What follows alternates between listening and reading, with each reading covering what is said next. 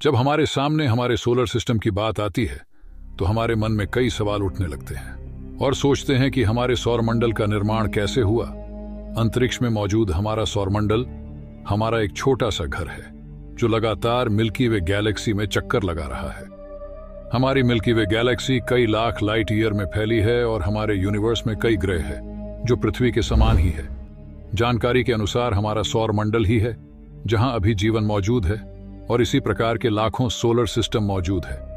अगर हमारी नजर से देखा जाए तो हमारा सोलर सिस्टम ही बहुत बड़ा है। इसके बारे में हम आज तक सही जानकारी नहीं जुटा पाए और इंसान आज भी इन तत्वों को सुलझाने में लगा हुआ है। इंसान आज तक हमारे सोलर सिस्टम से बाहर नहीं निकल पाया। हमारे सोलर सिस्टम से बाहर निकालने के लिए लगभग 30,000 सालों का समय लग जाएगा, लेकिन वह भी तब जब इंसान उसे टेक्नोलॉजी का निर्माण कर सके जो इतने समय तक टिक सके। तो आप अनुमान लगा सकते हो कि जहां हमारे सोलर सिस्टम का छोटा सा ग्रह हमारी पृथ्वी हमें बहुत विशाल प्रतीत होती है, तो सोच कर देखो हमारा ब्रह्मांड कितना विशाल होगा। हेलो दोस्त, मैं हूं सोनू जादम और आप देख रहे हैं SPS रिसर्च यूट्यूब चैनल। दोस्तों, आज हम हमारे सौरमंडल की शेर पर चलते हैं जहां हमें पता चलेगा कि हमारे सौरमंडल की असली सीमा क्या है। साथ ही यह जान पाएंगे कि अपना खुद का ही सोलर सिस्टम कितना विशाल है, हमारे सौरमंडल में मौजूद किस ग्रह की क्या स्थिति है और हमारे सौरमंडल का किनारा कहां है। तो चलिए इस सफर में आगे की ओर बढ़ते हैं। सबसे पहले यह जान लेते हैं कि सोलर सिस्टम में कितने ऑब्जेक्ट मौजूद है। आकाश गंगा में सूर्य और उसके चारों ओर चक्कर लगाने वाले ग्रह, उपग्रह, उल्कापिंडों और क्षुद्र ग्रहों के समूह को सौरमंडल कहते हैं। सोलर सिस्टम में सूर्य और सभी खगोलीय पिंड गुरुत्वाकर्षण बल द्वारा एक दूसरे से बंधे हुए हैं। सौरमंडल में 8 ग्रह और उनके चंद्रमा भी शामिल हैं जो लगातार सूर्य को ऑर्बिट करते रहते हैं। अगर सबसे तेज चलने वाली स्पीड की बात करें तो वह प्रकाश की है और सूर्य के प्रकाश को हमारी पृथ्वी तक पहुंचने में लगभग 8 मिनट 20 सेकंड लग जाते हैं। अगर हम ब्रह्मांड की सबसे तेज स्पीड लाइट की स्पीड से सफर शुरू करते हैं तो हमें सौरमंडल के सबसे शुरुआती ग्रह मर्क्यूरी तक पहुंचने में करीब 3 मिनट 2 सेकंड लग जाएंगे। इस समय को कम मत आंकना, क्योंकि जैसे जैसे ग्रहों की दूरी बढ़ती जाती है वैसे वैसे ही समय सीमा भी बढ़ती जाती है और इंसान के पास अभी यह साधन मौजूद नहीं है जो लाइट की स्पीड से ट्रेवल कर सके। देखिए, अभी के समय में इंसानों के पास मौजूद सबसे तेज चलने वाला यान पार्कर सोलर है जो अंतरिक्ष में करीब 692,000 किलोमीटर पर आवर्स की स्पीड से ट्रेवल कर रहा है और इस टेक्नोलॉजी से हमें मूचरी तक पहुंचने में कई महीनों का समय लगेगा। इस ग्रह के बाद दूसरे ग्रह की बारी आती है वीनस, जिसे हम नरक ग्रह के नाम से भी जानते हैं। सूर्य और वीनस के बीच की दूरी 108.2 मिलियन किलोमीटर है, जिसे सूर्य का एक चक्कर लगाने में लगभग 225 दिन लग जाते हैं। यहाँ का तापमान धरती की किसी भी वस्तु को पिघला सकता है, क्योंकि यहाँ का तापमान 167 डिग्री फ़ारेनहाइट होता है और इसी तापमान की वजह से यहाँ रिसर्च करना कठिन हो जाता है। इंसान की सबसे स्पीड वाली टेक्नोलॉजी से यहाँ पहुँचने में हमें करीब 4 मंथ का समय लग जाएगा।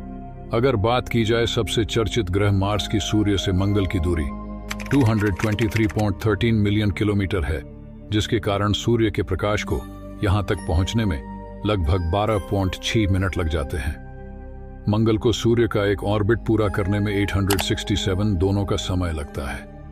अगर आज की टेक्नोलॉजी के अनुसार बात करें तो इंसानों को यहाँ पहुँचने के लिए 9 महीना का लंबा समय का सफर करना होगा और इसी कारण आज तक इंसान मंगल पर नहीं पहुँच पाए। सौरमंडल का 5वां ग्रह जुपिटर की बात करें तो जिसका 98% भाग गैस से बना है।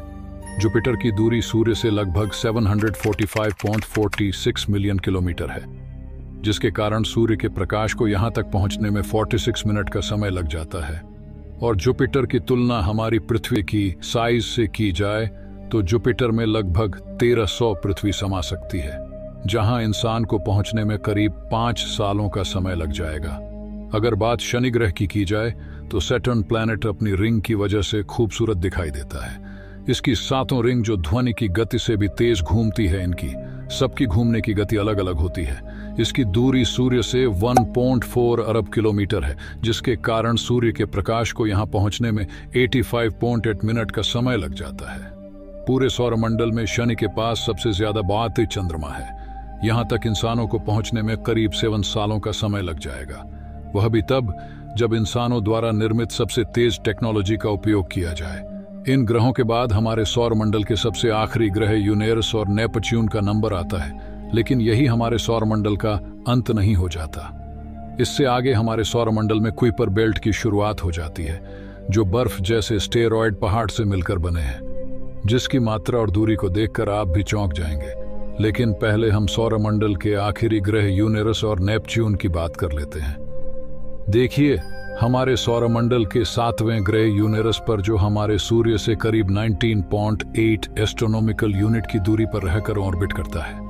यह दूरी इतनी ज्यादा है कि यहाँ पर सूर्य से निकलने वाली लाइट को भी पहुंचने में करीब 2 हॉर्स 40 मिनट का समय लग जाता है। यहाँ आज तक एक ही अंतरिक्ष यान पहुंच पाया है, जिसकी वजह है यूरेनस और पृथ्वी के बीच की अधिकतम दूरी।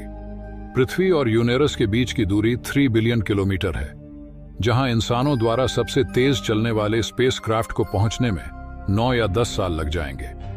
अब चलते हैं हमारे सौर मंडल के आखिरी ग्रह नेपच्यून पर, जहां सूर्य के प्रकाश को पहुंचने में करीब 4 घंटे लग जाते हैं, जो कि सूर्य से नेपच्यून की दूरी 30 एस्ट्रोनॉमिकल यूनिट्स है। जरा एक बार सोच कर देखो, जहां सूर्य के प्रकाश को हमारी पृथ्वी तक पहुंचने में 8 मिनट 20 सेकंड लगते हैं, वही नेपच्यून तक पहुंचने में 4 घंटे लगते हैं। पृथ्वी और नेपच्यून की दूरी 4.35 अरब किलोमीटर है। यही वजह है कि कई सालों तक तो हमारे पास उनकी एक भी तस्वीर मौजूद नहीं थी, क्योंकि इसे साधारण टेलीस्कोप द्वारा देखा नहीं जा सकता।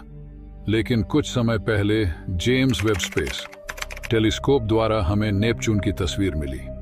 हमारी पृथ्वी से नेपच्यून की इतनी दूरी है कि यहां हमारे सबसे तेज स्पेसक्राफ्ट को भी पहुंचने में लगभग 12 साल लग जाएंगे। हमारा सौर मंडल यहीं समाप्त नहीं हो जाता। नेपच्यून के बाद हमारे सौर मंडल में कॉपर बेल्ट की शुरुआत हो जाती है।